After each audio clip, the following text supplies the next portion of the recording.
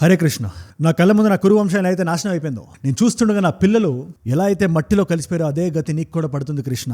ఇది ఒక తల్లి శాపం. ఇవాళ ద్వారకా నగరం సముద్ర మట్టంలో ఉండడానికి కారణం. ఇవాళ వీడియోలో మిస్టరీ ఆఫ్ ద్వారకా గురించి మాట్లాడాలనుకున్నప్పుడు డేటా పాయింట్స్ కానీ ఇయర్స్ కానీ ఇది అది అని చెప్పి మనం కాంప్లికేట్ చేయొచ్చు థింగ్స్ ని. కానీ నా వీడియోలో అన్ని రకాల ఏజ్ గ్రూప్స్ చూస్తారు కాబట్టి అందరికీ అర్థమయ్యేలా సింప్లిఫై చేసి మన ఇతిహాసాలు, మన పురాణాలు ఏం చెప్తున్నాయో, మన హిస్టరీ ఏదైతే చెప్తుందో, ఇవాళ ఆర్కియాలజిస్టులు కానీ, నీల్కాంత్ ఓక్ గారు లాంటి వాళ్ళు కానీ, అంతేందుకు Graham Hancock, Paul Blanchan, Glenn Mill లాంటి వాళ్ళు కానీ, వీళ్ళందరూ వాళ్ళ జీవితం మొత్తాన్ని ఇలాంటి మిస్టరీస్ అన్సాల్వ్ చేయడానికి కొంచెం పెట్టుకున్నారు. వాళ్ళు రాసిన ఆర్టికల్స్ నుంచి సైంటిఫిక్ గా ఏదైతే మనకి ప్రూవ్ అవుతుందో ఆ ద్వారకా నగరం గురించి, దాని గురించి మనం క్లియర్ గా మాట్లాడదాం మనం వన్ బై వన్. ఎందుకంటే సాక్షాత్ కృష్ణుడు క్రియేట్ చేసిన ఊరు అంటే అది ఎలా ఉంటుంది? అది ఆనందానికి మారుపేరులో ఉంటుంది, బంగారంతో చేసిన ప్యాలెస్లు ఉంటాయి. అంతేందుకు ఎస్ఆర్ రావు గారు అని చెప్పి 1970s లో, ఇది కొన్ని దశాబ్దాల క్రితం, ఇది గల్ఫ్ ఆఫ్ కచ్ దగ్గర గోమతి నది దగ్గర జరిగిన రీసెర్చ్ లో వాళ్ళకి తెలిసింది ఏంటంటే, ఆ అండర్ వాటర్ బెడ్ మీద దొరికిన సామాన్ని కార్బన్ డేటింగ్ పంపిస్తే ఇది సుమారు 8,000 సంవత్సరాల క్రితం ఉండేవని చెప్పారు. 8,000 సంవత్సరాలు. మనకి తెలిసిన హ్యూమన్ బ్రెయిన్కి తెలిసిన ఓల్డెస్ట్ సివిలైజేషన్ అంటే ఎవరైనా ఏం చెప్తారు?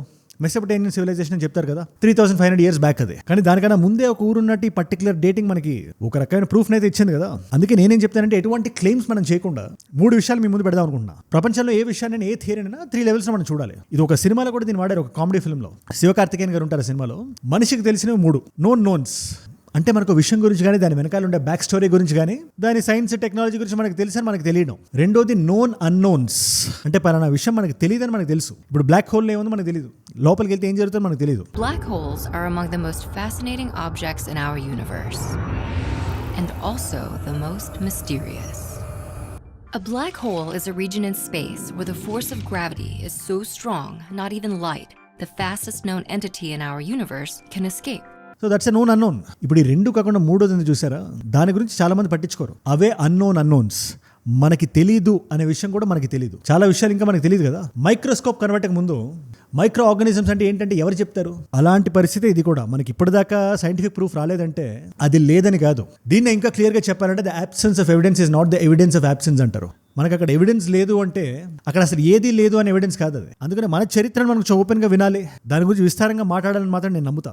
అండ్ ఇలాంటి వీడియోస్ నా సైడ్ నుంచి మీకు రోజు ఒకటి వస్తుంది. జియో పొలిటికల్ గా జరిగే ఇష్యూస్ తో పాటు ఇలాంటి విషయాల నుంచి కూడా మనం ఏం నేర్చుకోవచ్చు, అసలు అక్కడ ఏం జరిగింది, ఆ మిస్టరీస్ ఏంటి, దాన్ని అన్సాల్వ్ చేయడం, వీటిలన్నింటి అందరూ మనం మాట్లాడుకునే ఒక కొలోక్వల్ లాంగ్వేజ్ లో డీకోడ్ చేసి, సింప్లిఫై చేసి ఒక 10-15 నిమిషాలు వీడియో చేసి మీ ముందు పెట్టేస్తా డైలీ. ఈ మూమెంట్ లో మీరు భాగం అవుదాం అనుకుంటే మీరు ఈ వీడియో 2 విషయాలు చేయండి. మీరు ముందు కింద కనబడే సబ్స్క్రైబ్ బటన్ నొక్కండి. ముందు కృష్ణం వందే జగద్గురు అని చెప్పి కింద కామెంట్స్ లో రాయండి. ఇంకా ఇలాంటి వీడియోస్ మీకు కావాలంటే. అండ్ ఆల్సో కొత్త వాళ్ళు ఎవరు చూస్తున్నా కింద కనబడే సబ్స్క్రైబ్ బటన్ మాత్రం నొక్కి పెట్టడం మర్చిపోకండి. నేను వీడియో పెట్టగానే మీ దాకా వచ్చేస్తుంది. అది ఏ టాపిక్ మీదైనా. సబ్స్క్రైబ్ చేశారుగా, డన్. నేను ఏదైనా ఒక కాంటెక్స్ట్ లో చెప్పే ముందు, సినిమాలు అందరూ చూస్తారు కాబట్టి, ఒక సినిమా దర్శకుడు చెప్పిన మాట నేను ఇక్కడ తీసుకొద్దాం అనుకున్నా. ఒక ఇంటర్వ్యూలో త్రివిక్రమ్ శ్రీనివాస్ గారు చెప్పిన మాట ఇది. ఆయన అన్నారు, సత్యయుగంలో దేవతలకి అసురులకి మధ్యలో యుద్ధాలు జరిగాయి.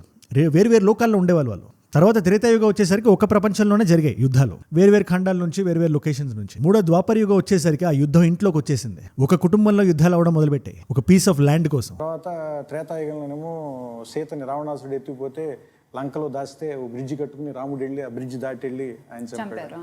తర్వాత పాండవులు, కౌరవులు ఈ రాజ్యం ఎవరికి కావాలని, అది కూడా దాటి కలియుగం వచ్చేసరికి ఆ యుద్ధం అనేది లోపల అంతర్మదనంలోకి వెళ్ళిపోయింది. మనలోనే మంచి ఉంది, చెడు ఉంది, ఆ చెడుకి మంచికి మధ్యలో యుద్ధం జరుగుతుంది. ఇన్ఫాక్ట్ అలాంటి ద్వాపర యుగంలో జరిగిన యుద్ధంలోనే మీకు ఏ క్యారెక్టర్ వైట్ అండ్ బ్లాక్ లో ఉండదు. రామాయణం లాగా రాముడు అంటే మర్యాద పురుషోత్తముడు, రావణుడు అంటే రాక్షసుడు అన్నట్టు ఉండదు ఇక్కడ. మీకు ఇంకా క్రిస్టల్ క్లియర్ గా చెప్పాలంటే, గాంధారి పాయింట్ ఆఫ్ వ్యూలో చూస్తే కృష్ణుడు కూడా గ్రే క్యారెక్టర్ లో కనిపించే శ్రీకృష్ణ పరమాత్ముడు కూడా గ్రే క్యారెక్టర్ లో కనబడే అవకాశం ఉంది. ఇన్ఫాక్ట్ అందుకే ఆ తల్లి పెట్టిన శాపం వల్ల ఆయన కట్టిన ఊరు ఏదైతే ఉందో, ఎవరు టచ్ కూడా చేయలేని ఊరు. It's literally అన్కాన్క్వరబుల్.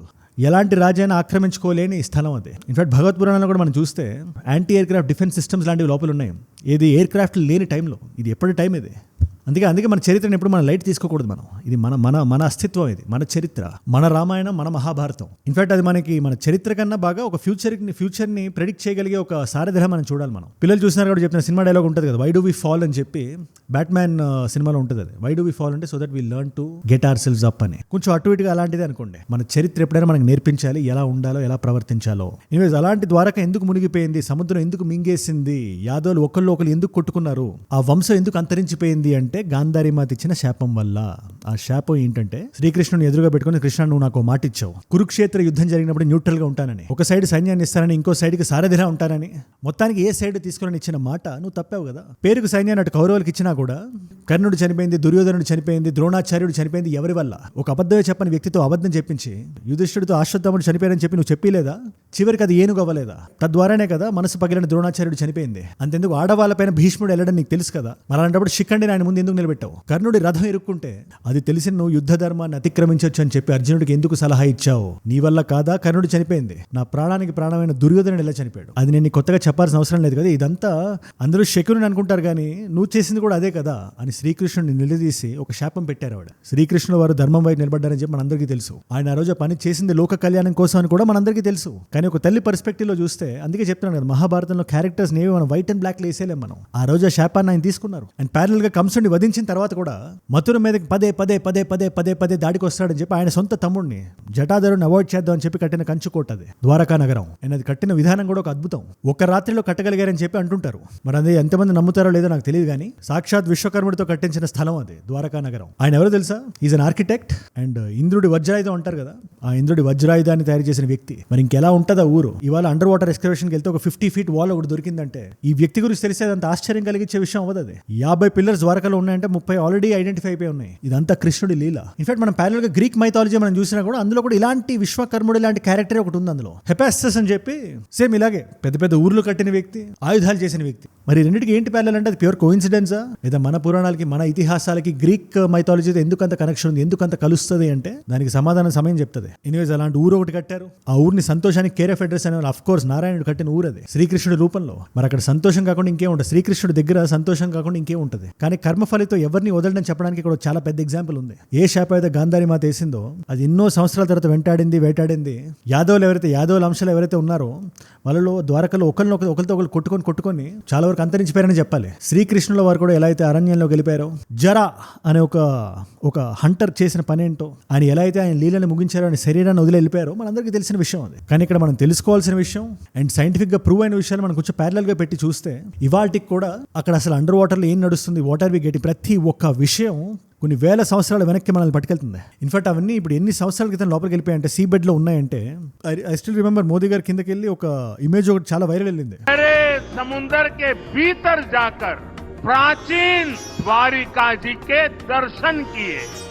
దూరంగానే ఉంటారు. బట్ ఎవరైతే ఆర్కియలాజికల్ పర్పస్ లోపలికి వెళ్ళి దీన్ని నావిగేట్ చేయాలనుకుంటారో ఎగ్జాక్ట్ గా ఆ ఫాలెన్ సిటీ లోపలికి మీరు వెళ్ళకూడదు. మీరు దాన్ని టచ్ చేస్తే అది ఆల్మోస్ట్ అది శాండ్ ఫామ్ లోకి వచ్చేసింది. అన్ని సంవత్సరాలు అయిపోయింది కదా, మీరు టచ్ చేస్తే డిసింటిగ్రేట్ అయిపోయే పరిస్థితిలో ఉంది అది. లోపల చాలా రిస్క్ అయింది, ఎందుకంటే మీరు టచ్ చేస్తే మట్టంతా డిసింటిగ్రేట్ అయిపోయి మీ మీద పడిపోయే అవకాశం కూడా ఉంటుంది. అలాంటి కండిషన్స్ లో జరుగుతున్న రీసెర్చ్ ఇది మన ఇండియాలో 1963లో మొదలైంది. 1979లో ఇంకో రీసెర్చ్ జరిగింది ఎస్ఆర్ రావు గారి ఆధ్వర్యంలో. ఆయనే పంపించారు ఇప్పుడు. ఎందుకంటే ఎవరికైనా తెలుసు కదా మన దగ్గర ఇలాంటి రీసెర్చ్ ఏదైనా వస్తుందంటే వెస్టర్న్ మీడియా ఫస్ట్ ఉంటుంది, ముందు ఉంటుంది ఇదంతా ఇది ఫేక్ ఫాల్స్ అది ఇది అని. అందుకే లోపల దొరికిన వస్తువులు అక్కడికే పంపించి రీసెర్చ్ చేపిస్తే, కార్బన్ డేటింగ్ చేపిస్తే ఇది 7,000-8,000 years బ్యాక్ అని చెప్పి మనకి వాళ్ళే చెప్పారు. ఎందుకంటే దీన్ని బట్టి ఎవరికైనా ఏమని అర్థం అవుతుంది? నేను మిమ్మల్ని అడుగుతున్నా, మన జీవితంలో మనకి తెలియని అన్నోన్స్ కూడా చాలా ఉన్నాయి. కన్క్లూజివ్ గా ఏ స్టేట్మెంట్ ఎవరు ఇవ్వట్లేదు ఇక్కడ. కానీ మన కంటికి కనబట్టలేదు కదా అని చెప్పి మనం దాన్ని డిస్కార్డ్ చేసే పరిస్థితిలోకి మనం రాకూడదు, అంత అజ్ఞానంలోకి మనం వెళ్ళకూడదు. ఇన్ఫాక్ట్ వెస్టర్న్ మీడియా అవుట్లెట్స్ నుంచి పాల్ బ్లాంచన్ అనే వ్యక్తి రాసిన ఒక చిన్న థీసిస్ లోకి మనం వెళ్దాం. మనం ఆయన 3 ఎగ్జాంపుల్స్ తీసుకున్నారు. ఇది కొంచెం సైంటిఫిక్ డెవలప్మెంట్. ఏ టైంలో ఇది జరుగుంటది, ఏ టైంలో ద్వారక మునుగుంటది అనే పాయింట్ ఎక్స్ప్రెస్ చేయడానికి అట్లాంటిస్ అని చెప్పి కొంచెం వెస్టర్న్ సైడ్ ఈ పేరు చాలా స్ట్రాంగ్ గా వాడుతుంటారు. అట్లాంటిస్ అంటే లాస్ట్ సిటీ ఆఫ్ అట్లాంటిస్ అని చెప్పి మీరు పిల్లలు ఎవరైనా చూస్తుంటే ఆక్వామెన్ సిరీస్ ఉంటుంది, అందులో అట్లాంటిస్ ఉండేది. గ్రీక్ ఫిలాసఫీలో, గ్రీక్ మైథాలజీలో అట్లాంటిస్ అనే పేరు రకరకాల పదే ప్రస్తావిస్తూ ఉంటారు. అలాంటి అట్లాంటిస్ గురించి ఆయన రాస్తూ అట్లాంటిస్ తో పాటు 3 అట్లాంటిస్ ఉన్నాయి ప్రపంచంలో. మీరు నంబర్ అందులో 2 భారతదేశానికి సంబంధించిన, ఒకటి రావణుడి లంక, 2 ద్వారక. ఇప్పుడు ఇవి ఏ టైం లైన్స్ జరిగాయని చెప్పి ఆయన థీసిస్నే మనం చూసుకుంటే ఈ గ్రాఫ్ ఒక్కసారి మీరు జాగ్రత్తగా చూడండి. దానికన్నా ముందు 2 సైంటిఫిక్ టర్మినాలజీస్ మీకు ఎక్స్ప్లెయిన్ చేస్తా. ఒకటి LGM, లాస్ట్ గ్లేషియల్ మాక్సిమం. మనందరికీ ఐస్ ఏజ్ గురించి తెలిసిందేగా. ఐస్ పెరిగి ఒక స్థాయికి చేరి అక్కడ నుంచి డిసింటిగ్రేట్ అవ్వడం మొదలుపెట్టింది. ప్రపంచంలో ఐస్ అత్యధికంగా ఉండే టైంని LGM అంటారు. దాని తర్వాత అంతా ఇంకా డౌన్ ఫాల్ అక్కడ నుంచి, అంటే ఆల్మోస్ట్ వాటర్ అవ్వడం నుంచి సీస్ రావడం మొదలుపెట్టే. అండ్ ఆల్సో చాలా గ్రాడ్యువల్ గా స్లోగా అయ్యే ప్రాసెస్ అది, ఎటువంటి ధ్వంసం చేద్దామని ఇంటెంట్ లేకుండా. కానీ అప్పుడప్పుడు కొన్ని గిల్లడం జరుగుతుంటాయి. నేచర్కి అదొక అలవాటు అది. అలాంటి ఒక గిల్లుడు కార్యక్రమాన్ని CRE అంటారు, క్యాటాస్ట్రాఫిక్ రైజ్ ఈవెంట్. ఇప్పుడు ఇక్కడ ఏదైనా జరగచ్చు, ఒక మీటియోర్ పడొచ్చు, ఇది జరగచ్చు, అది జరగచ్చు, ఒక మీకు ఇంకా ఎగ్జాంప్లిఫై చేసి చెప్పాలంటే ఒక ఐస్ క్యూబ్ ఉందనుకోండి, అది స్లోగా వాటర్ అవుతుంటుంది, ఒక పాయింట్ దగ్గర టప్ అని పడుతుంది, క్రాష్ అయిపోతుంది. అలా క్రాష్ అయిన దగ్గర సడన్ గా వాటర్ ఇట్లా స్ప్లాష్ అవుతుంది కదా, అలాంటిది అనుకోండి సుమారు. ఇప్పుడు ఇలా జరుగుతున్నప్పుడు ఏముంటుందంటే ఒక 10-15 మీటర్లు ఒకేసారి వాటర్ రైజ్ అయిపోయి సీ వాటర్ 15 మీటర్ రైజ్ అయిందంటే దాని అర్థం ఏంటో మీకు తెలుసా? మనం చెన్నై, ముంబై లాంటి ఎగ్జాంపుల్స్ ప్రస్తుత భారతదేశాన్ని మనం తీసుకున్నా కూడా 2-3 మీటర్లు అయినా కూడా దాని క్యాటాస్ట్రాఫిక్ ఈవెంట్స్ అంటారు. అలాంటిది 15-16 మీటర్లు ఒకేసారి సీ లెవెల్ రైజ్ అయ్యే స్థాయికి ఈ టైమ్స్ లో జరిగాయని చెప్పి ఈ గ్రాఫ్ మనకు చెప్తుంది. ఇది అరేబియన్ గ్రాఫ్, మీరు ఒకసారి చూడండి. అరేబియన్ సీ గ్రాఫ్ ఇది. అరేబియన్ సీ అంటే ఇక్కడ ఈ గల్ఫ్ ఆఫ్ కచ్ కానీ ఈ గోమతి నది, అరేబియన్ ఇదంతా ఒక దగ్గర ఉండే ఏరియా. ద్వారక ఎక్కడైతే ఉందో అక్కడ మీరు ఇందులో ఈ గ్రాఫ్ మీరు అబ్జర్వ్ చేస్తే ఎక్స్ యాక్సిస్ లో టైం ఉంటుంది, వై యాక్సిస్ లో ఎంత వాటర్ లెవెల్ రైజ్ అయిందో అది ఇండికేట్ చేసేది అది.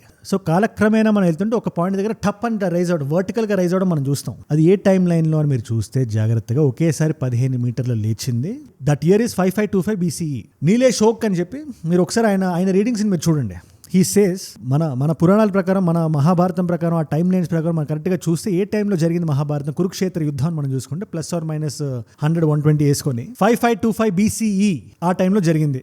అది జరిగిన ఒక 25-30 సంవత్సరాల తర్వాత ద్వారకా నగరం మునిగిపోయిందని చెప్పి మనకు రాసి ఉంది అందులో. ఇన్ఫాక్ట్ ద్వారకా మనుషన్ రామాయణంలో కూడా ఉంది. అది వేరే కాంటెక్స్ట్, సహదేవుడు, ఘటోత్కచుడు వీళ్ళందరూ వస్తారు అక్కడ. దాని గురించి మనం మళ్ళీ మాట్లాడదాం వేరే వీడియో చేసి. సో మనకి సైంటిఫిక్ గా మనం చూసుకున్నా కూడా అరేబియన్ సీఏ మనం చూస్తాం. ఎందుకంటే 15 మీటర్స్ అంటే ప్రపంచం అంతా 15 మీటర్స్ రైజ్ అయిందని కాదు. ఎందుకు, భూభాగం అంతా ఒకే లెవెల్లో ఉండదు కదా, టెక్టానిక్ ప్లేట్స్ అవన్నీ అవి డిఫరెంట్ లెవెల్స్ లో ఉంటాయి. దానికి రెస్పెక్టివ్ గా సీ లెవెల్ ఎంత రైజ్ అనే పాయింట్ లోకి వస్తుంది. అది అగైన్ సైంటిఫిక్ కాంప్లికేటెడ్ సబ్జెక్ట్స్ అవి, అందులోకి మనం వెళ్ళొద్దు. మీకు ఈజీగా చెప్పాలంటే ఒక బ్లాక్ సీ ఒక లెవెల్ రైజ్ అయితే అరేబియన్ సీ ఇంకో లెవెల్ రైజ్ అవుతుంది, సౌత్ చైనా సీ ఇంకో లెవెల్, ఆ రేంజ్ లో అనుకోండి. మనం ఇక్కడ ఓన్లీ అరేబియన్ సీ గురించి మాట్లాడుతున్నాం. మనం ప్యారల్ గా వెస్ట్ ఇండీస్ దగ్గర ఉండే బార్బడోస్ దగ్గర చూసినా కూడా మీకు అక్కడ 3 కెటాస్ట్రాఫిక్ రైజ్ ఈవెంట్స్ కనబడతాయి. ఒకటి సుమారు 9500 సంవత్సరాల క్రితం, 2 5500 సంవత్సరాల క్రితం, 3 ఈ రెండింటికి మధ్యలో ఒకనొక టైంలో. ఇప్పుడు ఈ మధ్యలో ఉండే టైం ఖచ్చితంగా మీటియర్ పడిందని మనకు తెలుసు. ఆ టైంలో అట్లాంటిస్ ఇది జరిగిందని చెప్పి వీళ్ళ వాదన. అగైన్ దాంట్లోకి మనం వెళ్ళొద్దు. మన రామాయణంలో ఉండే లంక, మన మహాభారతంలో ఉండే ద్వారకనే మనం చూసుకుంటే టైం లైన్స్ కరెక్ట్ గా మ్యాచ్ అవుతున్నాయి. ఎనీవేస్ BCE టైంలో 5500 ఇయర్స్ అంటే ఆ టైంలోనే కురుక్షేత్రం జరిగింది. అండ్ ఈయన వాదన ఏంటంటే మనకి సైంటిఫిక్ గా మనకు చూసినా కూడా ఈ టైంలో జరిగిందని చెప్తున్నారు కదా, మనకి తెలియదంటే మనం దాన్ని తీసి పారేయకూడదు. ఆ టైంలో సివిలైజేషన్సే లేవు, ఆ టైంలో మనుషులందరూ మంకీస్ అది ఇది అని మనం మాట్లాడకూడదు. Let us be open to discussion and interpretation అని చెప్పి ఆయన వాదన. దీని మీద మీరేమంటారు నాకు కింద కామెంట్స్ లో ఖచ్చితంగా రాయండి. అందుకే ఎంత గొప్ప నగరమైనా కర్మ ఫలితం అనుభవించక తప్పదని చెప్పి దీని నుంచి మనం ఇవాళ తీసుకోవాల్సిన టేక్అవే అయి ఉండాలి అది. ఎందుకంటే ద్వారక అంటే నార్మల్ లొకేషన్ కాదు కదా, 4 ధామాల్లో ఒకటి అది. బద్రీనాథ్, రామేశ్వరం, పూరితో పాటు ద్వారక కూడా ఉంది. ఇది సాక్షాత్ ఆది శంకరాచార్యులు వారు చెప్పిన మాట ఇది. ఆ రోజు ఒక తల్లి శాపాన్ని శ్రీకృష్ణుడు వారు అనుభవించాల్సిన అవసరం వచ్చింది. సో మనం ఏం చేసినా ఆచి తూచి జాగ్రత్తగా చేయాలి, కర్మ ఫలితాన్ని మనసులో పెట్టుకొని చేయాలి. అది భారత మాతకైనా నేల తల్లికైనా ఈ ఇద్దరు శాపాలు తట్టుకునే శక్తి మనకు ఉండదు. ఆ ఒక్క విషయం నేను చెప్దాం అనుకుంటున్నా ఇవాళ వీడియోలో. ఇవాళ మల్టిపుల్ చాయిస్ క్వశ్చన్ మీ అందరికీ. నీల్కాంత్ తోక్ గారు చెప్పిన మాటల్లోనే మహాభారత యుద్ధం, ద్వారకా నగరం మునిగిపోవడం కాదు, మహాభారత యుద్ధం ఏ సంవత్సరంలో జరిగింది ఆస్ట్రోనామికల్ డేటింగ్ ని బట్టి చూస్తే ఆయన వర్జన్, ఆయన పర్స్పెక్టివ్ లో option A 3102 BCE, option B is 5525 BCE, option C is 5552 BCE, option C is 5561 BCE. మీకు సమాధానం తెలిసే కింద రాయండి. తెలుసుకుందాం అనుకుంటే ఇన్స్టాగ్రామ్ వచ్చేసేయండి. అక్కడ అజయ్ ఫ్రమ్ ఏజుడ్ అని ఉంటుంది, అజయ్ ఫ్రమ్ అని రాయండి. It's verified profile, tick mark ఉంటుంది, 1+ మిలియన్ ఫాలోవర్స్ ఉంటారు. మీరు టక్ అని వచ్చేసి అక్కడ ఇలాంటి వీడియోస్ ని రీల్స్ లో చూడొచ్చు. నా లైఫ్ లో నాకు ఏదైనా చెప్పాలన్నా, నా లైఫ్ లో నా చుట్టూ ఏమైనా జరుగుతున్న వీడియోస్ పరంగా నాకు ఏమైనా చెప్పాలన్నా, ఈ పలానా ఐడియా మీద మీరు మాట్లాడండి అని చెప్పి మీరు అడగాలన్నా, అది ఇట్స్ అ గ్రేట్ ప్లేస్. ఒక టైట్ నెట్ కమ్యూనిటీలో let us all be a part. And ఇంకో విషయం చెప్తున్నాను నేను, మన వీడియోస్ అన్ని రకాలు ఉంటాయి. లోకల్ ఇష్యూస్ నుంచి మొదలుపెట్టి ఇంటర్నేషనల్ జియో పాలిటిక్స్ వరకు ఇలాంటి వీడియోస్ని కూడా ఏ విషయం ఏదైతే నేను స్ట్రాంగ్గా భావిస్తున్నానో దాని మీద నా వాయిస్ రేజ్ అవుద్ది. అది 0.0001% ఉన్నా పర్వాలేదు. నేను డే 1 నుంచి ఇదే చెప్తున్నా. ఆ వాయిస్లో మీరు భాగం అవుదాం అనుకుంటే కింద కనబడే సబ్స్క్రైబ్ బటన్ నొక్కి పెట్టేసుకోండి. సబ్స్క్రైబ్ చేశారుగా, డన్. మీకోసం నేను వీడియోస్ పెడుతున్నాను. ఇక్కడ మౌంట్ కైలాష్ మీద కూడా వీడియో చేశాను నేను. ఆ వీడియో ఇక్కడ ఉంది ఎవరికైతే చూడాలనుకుంటున్నారో. అండ్ ఆల్సో అరుణాచలం మీద నేను చేసిన వీడియో మీరు చూడాలనుకుంటే ఆ వీడియో ఇక్కడ ఉంది. మీకు ఏ వీడియో ఇంట్రెస్ట్ ఉంటే ఆ వీడియోని చూడండి. నేను మళ్ళీ మిమ్మల్ని రేపు కలుస్తాను. మనందరం కలిసి పెరగాలి, కలిసి ఎదగాలి. Let us all grow together, let us all rise together. Rise above ignorance, rise above arrogance, rise above hate. ఏజుడ్ అంటే మనం. జై హింద్, జై భారత్, జై ఆంజనేయ, ఓం నమః శివాయ.